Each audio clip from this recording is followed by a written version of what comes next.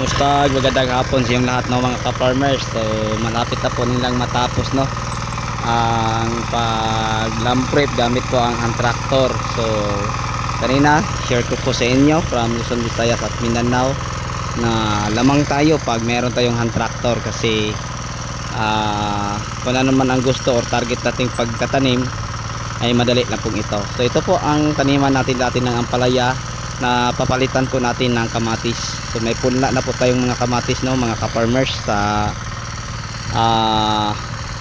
na ating pinapalaki at pinapatubo sa punlaan. So ngayon kunti na lang ang hindi na traktor, yan na lang, oh. At ito naman ang tapos na simula kanina. Ayan, mabilis lang po.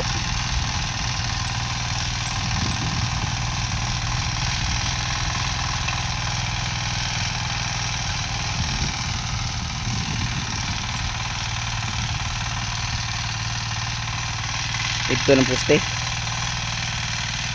parang matunga, hindi na.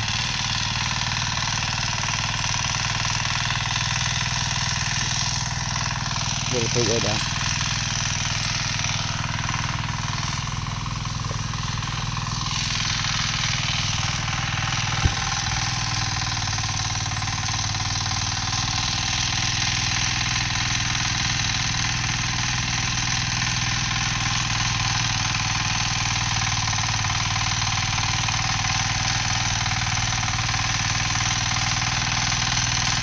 So pag mag-hand tractor tayo, mas maganda, no, pag ganito may assist isa para tuloy-tuloy. So kanina lang ito matapos dahil naubusan kami ng diesel, nagbili pa, tapos sobrang init kanina, nagpahinga pa.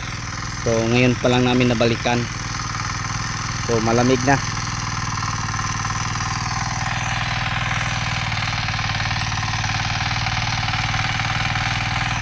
So ito na po ang natatapos, simula kanina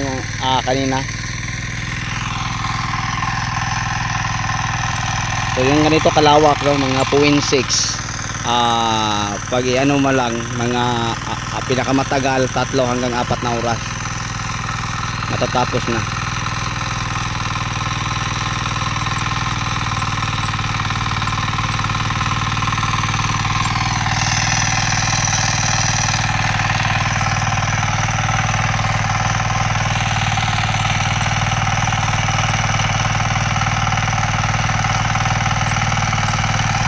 So ito po ang nilamtrep natin na itabi naman ng palaya sa tabi lang po ng taniman ng talong.